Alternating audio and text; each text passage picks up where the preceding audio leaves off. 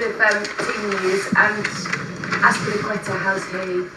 He's okay, as okay as you can be when you've had that type of concussion. But he's around the place, around the boys.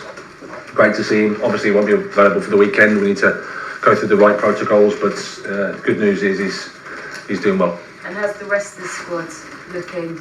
Any other to report? And those that have managed workloads that weren't injured, might they be back and okay? Yeah, they will. Yeah, so we've had a good week's training. Everybody's available pretty much apart from N'Golo and Christian Pulisic.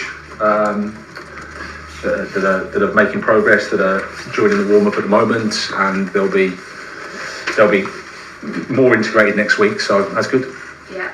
How tough has this week been for you, Graham, and your squad, and how many home truths have you had to tell to some of them, or have they told some to you?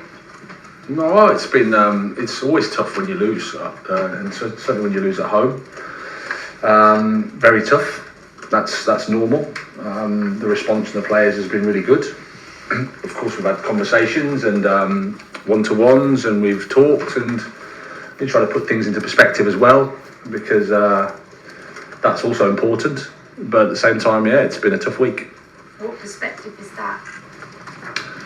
Well, you have to take two positions, which is it's not good to lose at home, and results haven't been good enough for us. And it's important to acknowledge that. At the same time, you've got to look at the third game in the week, where we're at as a squad, what we've had to endure this season, and why we are where we are, which is lots of factors. But at the same time, making sure you analyse the situation correctly and properly, and then demand more and better, because that's what we want. You just joked about a crisis meeting, and there obviously have been reports this week that you've had a message of support from the board. Have you spoken to them this week, and have they put their support behind you? Yes, I've spoken to them, and it's the same as it's always been. There's always been support. I mean, I've been under pressure here for 4 months from you guys, don't forget. So I've constant, have you spoken to the owners, and have you support? So that continues. They've been great, they've been brilliant. I think they also see where we're at the same time, frustrated because the results are where we are, and we have to do better. And you've obviously delighted that they are going to give you that time and be patient. Winning over the fans is something else. How do you go about doing that to make sure it doesn't become an issue for the owners? Well, I mean, supporters, rightly so, are upset because we lose at home to Southampton, and supporters care. So when they're upset, they let their feelings known, and we expect that. That's been naive of myself to think that that's not a fair response. I've had a lot of support from the supporters as well.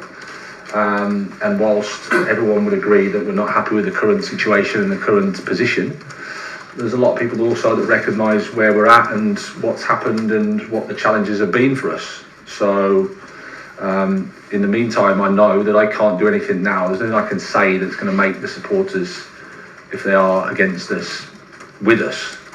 The solution is you have to win 4 matches. John Southall, 5 Live. Okay, just along the fans, how big an issue could that become? Because obviously you need time to build a side, but it's human nature, they want wins straight away. Well, yes, some do, and some I think are fair and understand the position. Like I said, if you lose 1-0 at home to Southampton, who are bottom of the league, and you're Chelsea, then you expect fans to be critical and voice their criticism. That's fair. There's no point me saying that that's not right. That's completely okay. And then it's about, okay, but how do you analyse the situation that we're in now? How do you analyse what's happened this season? Are there factors that bring us to this point? And then you have to consider those as well. And like I said, you've got to hold the both positions. The results haven't been good enough. 1-0 at home to Southampton isn't good enough. You're entitled to be angry. My sort of response is, I think there are also things that are a contributing factor to that result as well. So what would you say to them now? Would you say, just be patient? It is going to take a while. No, I wouldn't say anything. Like I said, I'm not here to convince them. My actions have got to convince them. The team has got to convince them. We've got to win football matches because there's nothing I can say.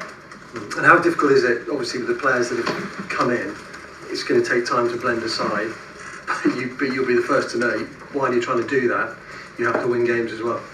How difficult is it for you? How tough is it? Well, it's really tough. Like I said, I think my quote is it's probably the toughest job in football. That was a few weeks ago. And there are lots of factors for that. And again, if you just take the season, a suboptimal pre-season. Speaking to a couple of the experienced guys, sort of thought it was the worst pre-season they've had for different reasons. It's not to blame anybody, for different reasons that happened. What kind of reasons were they giving for that? I don't think I want to speak about that. I think it's more just organisationally. It was for different reasons. The tour didn't quite work as well as they'd like, etc., etc. I wasn't there, so I can't say. But that was that's the thing. And there's a manager change. We've had old players that have left, new players come in, manager change. I turn up in the middle of a Champions League, Saturday, Tuesday. We have pretty much the most unprecedented injury situation in that period in the Premier League. I think we played Newcastle before the break. We had no Kepa, no Reece James, no Chilwell, no Cucurella, no Fofana, no Kante, no Sterling, no Loftus-Cheek after 2 minutes, and no Azpilicueta. We lost 1-0. That was where we were at World Cup. Then the club invests a lot of money in the squad, which does that to the pressure, does that to the expectation, and does that to the noise. But the players that we've got, they're not 28-year-old, 400 game Premier League players. They're young players that you need to take time to adapt to. At the same time, the injury situation that we had, we have to try and adapt and get them up to speed to play in the Premier League. That's the position that we've been in. We thought we were making progress, and then we had a first half against Southampton, the third game in a week, returning from a Champions League game that was below par, and then the sky can fall in.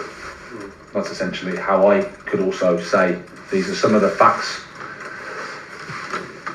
inconvenient facts, if you just say, no, he's no use. But that's the situation.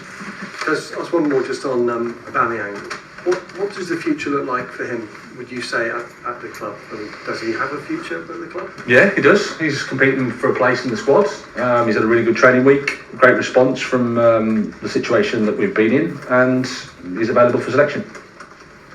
Alex Aldro, Hi, Graham. Hi. Just looking ahead to Sunday, big London derby.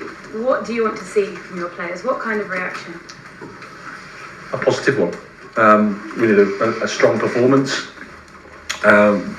We need 3 points. We go there, it's a fantastic game. London derby, like you say. I'll miss seeing Antonio. Obviously, I wish him a speedy recovery.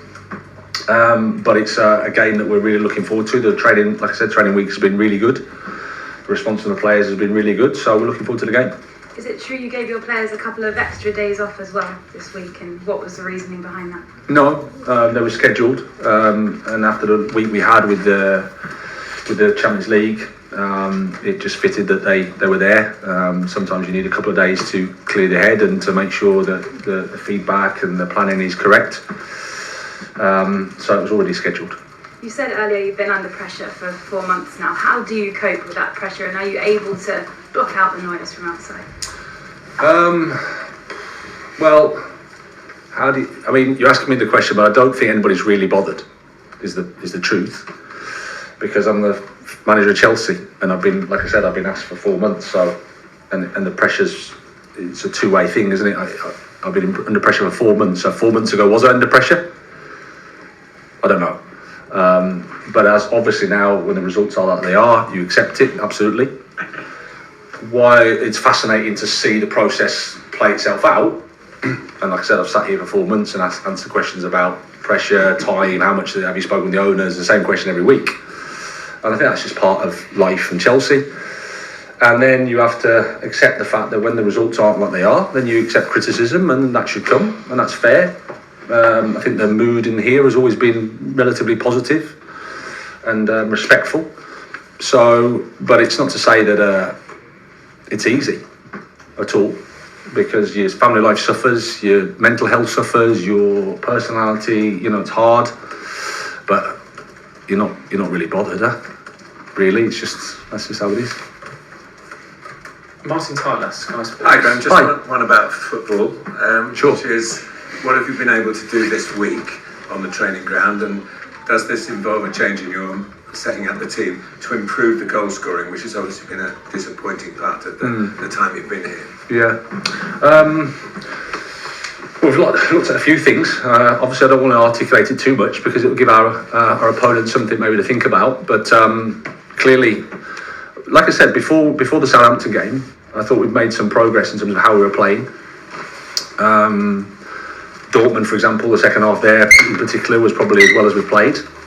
But the first half against Southampton was not good. But then we've made sort of 6 or 7 changes in the team that can change the fluidity, change the cohesion of the team. It makes it not so easy for the players, which obviously I take responsibility for. I thought the second half we should score, and sometimes a bit of luck. But from a training perspective, we've tried to work on being positive, acting well, behaving well, behaving as a team that understands the responsibility, understands the position we're in, and acts in a way that we should. Are there too many players afraid to miss at the moment? Is that a pressure being at Chelsea and football, and not just a striker? Anybody, I mean, Fulham I'm going to tonight, they've got 12 different goal scorers in the Premier League. Arsenal got 13. People to be stand up and be counted in that respect. Are you looking for that?